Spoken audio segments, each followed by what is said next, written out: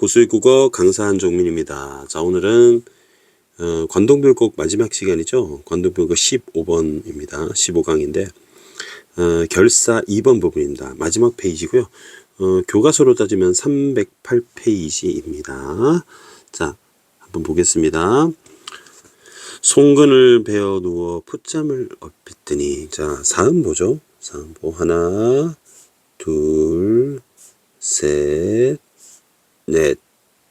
4스텝이니까 사음보라고 하죠. 사음보. 자, 사음보인데 글자 수로 따져 보니까 3, 4. 그죠? 3, 4 이렇게 돼 있죠. 그래서 3, 4조와 그다음에 4, 4조의 음수율입니다. 음수율과 음보율은 다릅니다.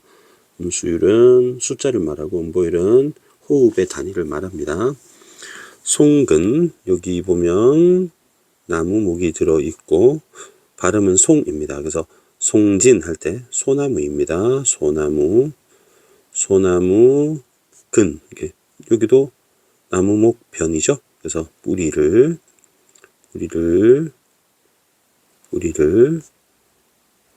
베어 누워, 베고 누워, 베개로 베고 누워, 누워는 누워, 풋잠, 잠깐 드는 잠을 풋잠이라고 그래요. 그래서 풋잠이고 여기는 풋잠이라고 돼 있죠. 풋잠이고 다른 말로 선잠이라고도 합니다. 선잠이라고도 합니다. 선잠을 얼핏 잠이 드니, 이거 잠을 자면 꿈을 꾸게 되죠. 그래서 여기서부터 이제 꿈에 들어가는 겁니다. 자, 꿈에 들어가는 부분. 그래서 여기서 인몽이라고 하겠습니다. 인몽. 그러면은 꿈을 깨는 부분, 출몽, 강몽이 나오겠죠. 그래서 다음 페이지에 보면은 나도 꿈을 깨요. 이렇게 나오죠. 그죠? 나도 꿈을 깨요. 그래서 요 부분이 꿈을 깨는 부분을 여러분 출몽이라고 하지 않고 각성제 할 때 꿈 깰 각자가 있어요. 그래서 강몽입니다. 그래서 꿈을 꾸는 장면입니다. 자, 꿈에. 그러면 꿈을 통해서 이 꿈의 기능이 있잖아요. 꿈의 기능이 꿈을 통해서 자기가 신선히 만나고 싶은 그런 이제 근심을, 갈등을 해소하는 계기가 될 것입니다. 갈등을 해소하는 계기가 됩니다. 꿈에 한 사람을 만나게 되는데요.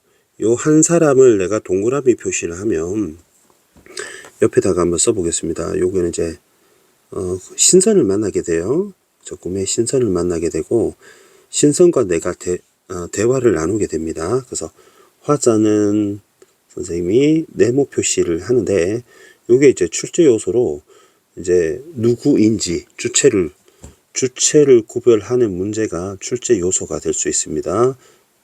출제 요소로 주체를 구별하는 문제, 누가 신선이지 누가 화자인지.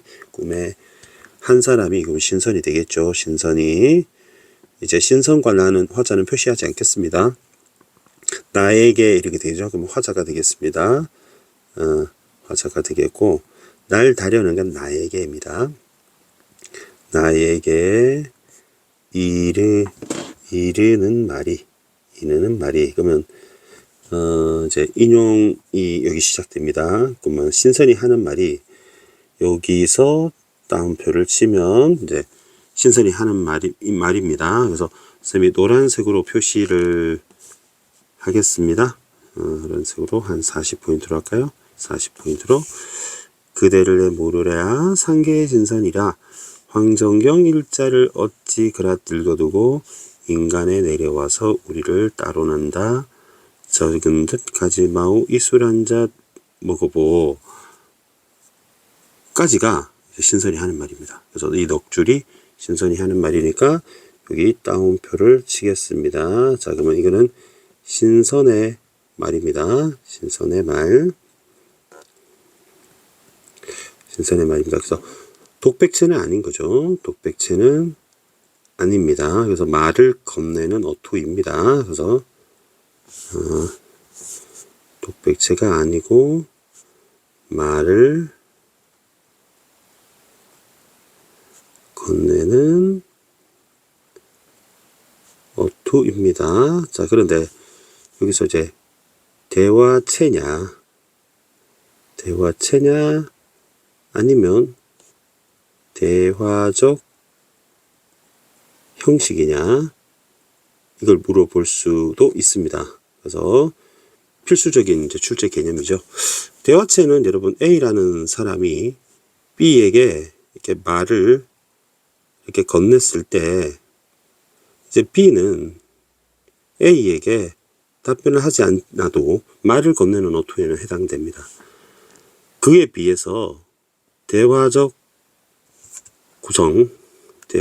구성이라고 하는 것은 A가 B한테 말을 건넸을 때 B 역시 화자가 되어 이렇게 A에게 답변을 하는 것이죠.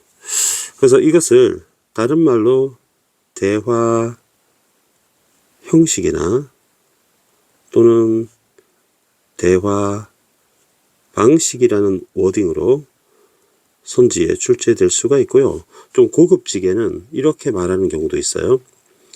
화자와 청자의 역할이 교체되어 있다. 화자와 청자가 이렇게 할 수도 있고, 청자의 역할이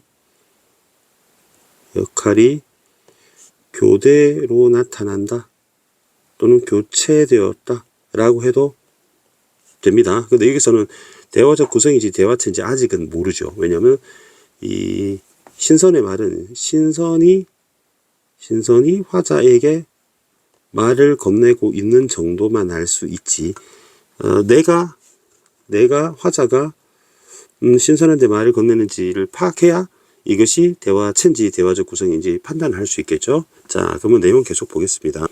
자, 신선이 하는 말이 그대랄래 뭐라랴 상객의 신선이다 이렇게 말했습니다.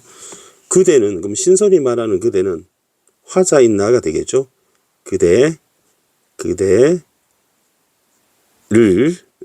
내가 그러면 신선이 되겠죠. 모르겠느냐.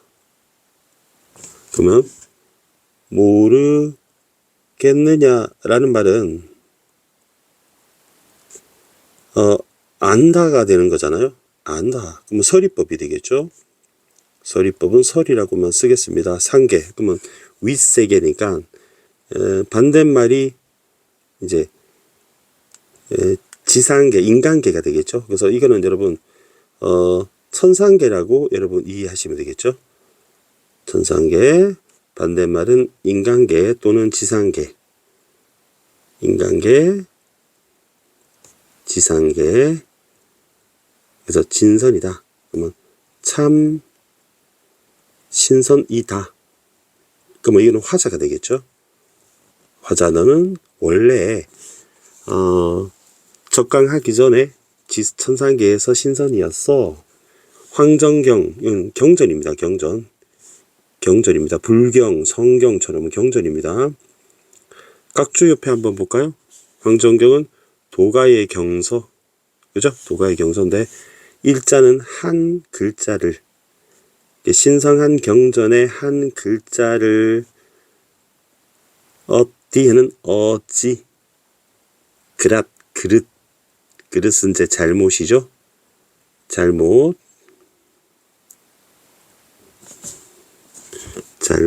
읽어두고. 그래서 이게 적강의 이유가 되겠죠. 이제 경전을 잘못 읽어서 적강의 원인이 되겠습니다. 그러면 인간계의 지상계에 내려와서는 이제 적강해서 우리를 따르느냐. 그럼 우리는 하늘의 신선이죠. 우리를 따르느냐가 되겠죠. 그죠? 난다가 나왔으니까 느냐, 따르느냐. 의문형 종결입니다. 2인칭 주어일 때 따르느냐. 적은 듯. 예전에도 나왔죠. 전에도 잠깐, 동안, 가지 마오. 이 술 한 잔 먹어보 하고 명령을 썼어요. 그래서 너는 인간 세상에서 인간 세상으로 내려왔다. 그 전에는 천상계의 신선이었는데 경전을 잘못 읽어서 이 지상계로 쫓겨간 거다. 왜 우리를 따르니? 그럼 이 술 한 잔 먹어봐. 오랜만에 만났는데. 이렇게 얘기를 하는 거죠. 그래서 북두성. 그럼 북두성은 여러분 그 별이 그 북두칠성이라 그래가지고 7개의 별이 모여서 이제 국자 모양을 이루고 있다고 하죠. 그래서 선생님이 알기로는 이 7개의 별 중에 이 국자 자루의 끄트머리 이것이 북두성입니다. 북두칠성은 국자 모양이다. 이니까 여기에다가 술을 채워서 술을 먹자라고 지금 표현을 하는 겁니다. 그래서 북두칠성을 기울여 창해수는 원래 푸른 바닷물이 됐는데요. 이제 술을 은유한 겁니다. 술을 은유해서 부어내요. 저 먹고, 그러면 신선 먹고, 나를 먹이거늘. 사동이죠. 먹이거늘. 그래서 서너 잔 술을 기울이니, 술잔을 기울이는 건 술을 먹는 것이죠. 화풍이 온화한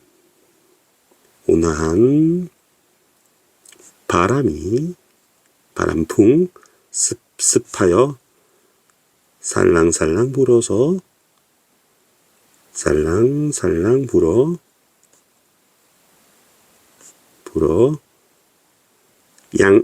양쪽 액은 요 왼쪽에 있는 달월변이 원래는 고기육변인데요. 요 글자가 들어가게 되면 신체를 뜻하는 단어가 나오게 됩니다. 그래서 겨드랑이 액자입니다. 겨드랑이를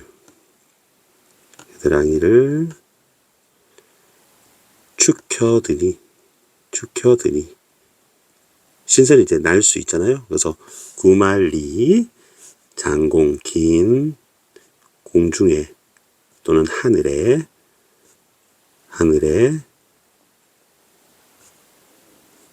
적이면 웬만하면 달리로다 날 수 있겠구나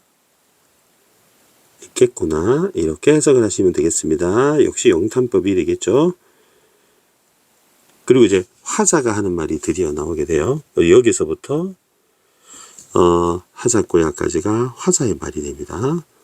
화자의 말입니다. 그렇다면 이제 서로가 컨버세이션 주고받는 것이기 때문에 대화체가 아니라 대화적 구성, 대화 형식, 대화 방식이 되겠죠. 그래서 아까 위로 돌아오면 이 작품은 바로 대화적 구성에 해당되는 겁니다. 신선과 내가 서로 주고받는 대화라고 볼 수 있겠죠. 그래서 화자가 하는 말이 이 술 가져다가 사해는 온 세상이라고 의역하시면 좋겠습니다.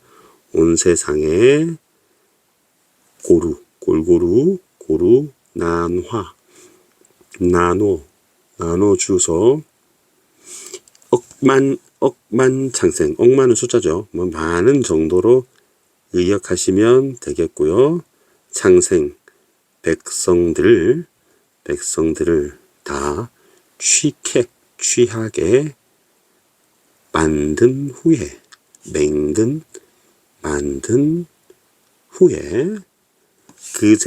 그때서야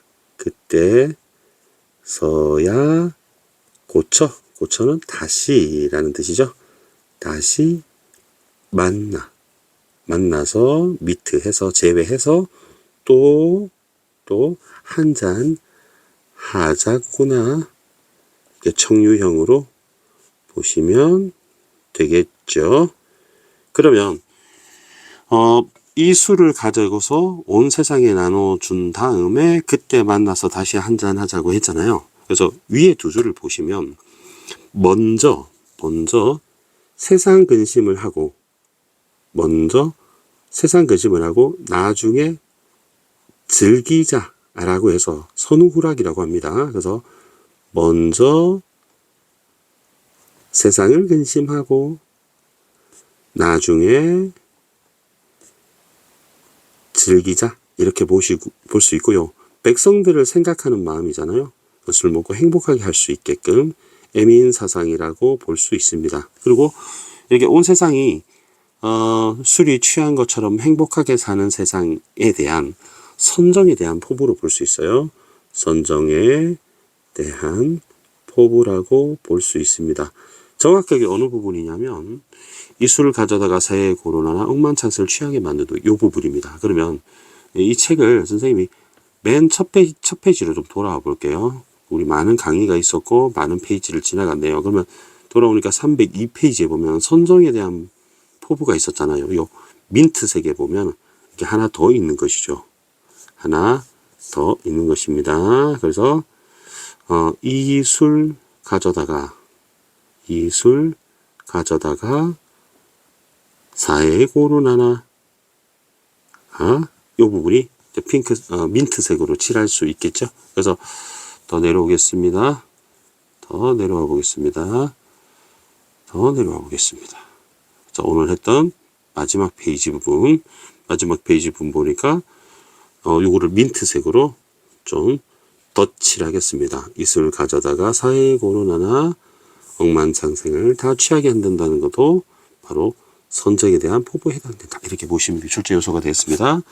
민트색이랑 노란색이 섞이니까 약간 연두색으로 바뀌었네요. 그 다음에 말기자, 말이 끝나자 신선은 학을 타고 라이딩하고 따릉이처럼. 그다음에 구공은 이제 구말리 장공의 준말이라고 보시면 됩니다. 하늘에 공중에 구말리 장공의 하늘에 하늘에 올라가니 공중에 옥소 소리, 옥피리 소리가 위에 있는 게 대죽머리입니다. 대나무죽, 대나무로 만든 피리 소리가 이렇게 되겠죠. 그러면 소리가 그러면 이제 청각적 심상입니다. 어제였던 것인가, 그저께였던 것인가 이렇게 되겠습니다. 그리고 잠을 깨게 되죠. 나도 잠을 깨어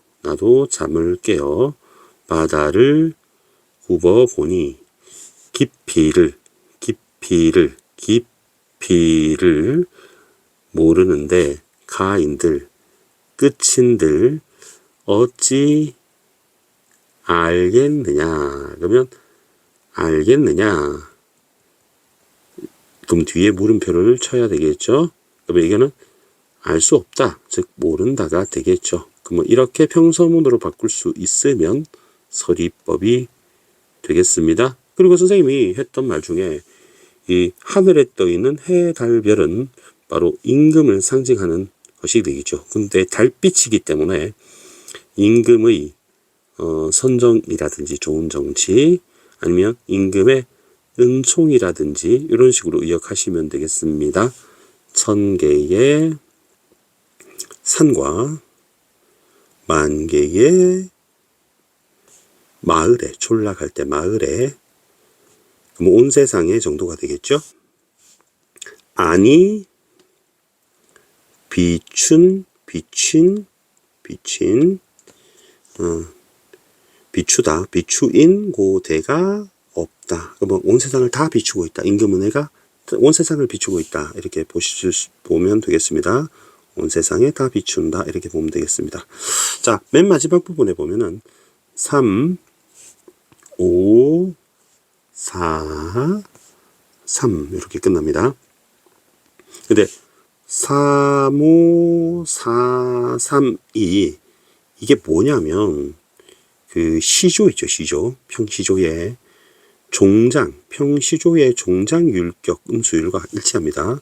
평시조의 종장의 종장 그 음수율과 일치합니다. 그러면 이거는 가사인데 이렇게 끝나는 것을 선생님 첫 시간에 말을 했죠. 격식이 정해져 있다 해서 정격 가사라고 했고요. 낚시로 나올 수 있는 것이 이 반대말이 여기서 벗어나면 변격 가사, 격식에서 변화된 가사라고 기억하시면 되겠습니다. 그럼 결사 2 부분은 이렇게 정리해 볼까요? 꿈에 신선을 만나 대화함, 이렇게 정리를 해 보겠습니다. 자, 그러면 오늘 했던 부분, 마지막 부분을 이제 전체 한번 해석을 해 보겠습니다. 소나무 뿌리를 베개로 베고 누워 풋잠을 얼핏 드니 꿈에 한 사람이 나에게 이르는 말이 그대를 내 모르겠느냐. 천상계에 참 신선이다. 황정경 경전 한 글자를 어찌 잘못 읽어두고 인간계에 내려와서 우리를 따르느냐. 잠깐 동안 가지 마라. 이 술 한 잔 먹어보 라고 했죠. 그러면 북두칠성을 기울여 창에 술을 푸른 바닷물을 부어내요.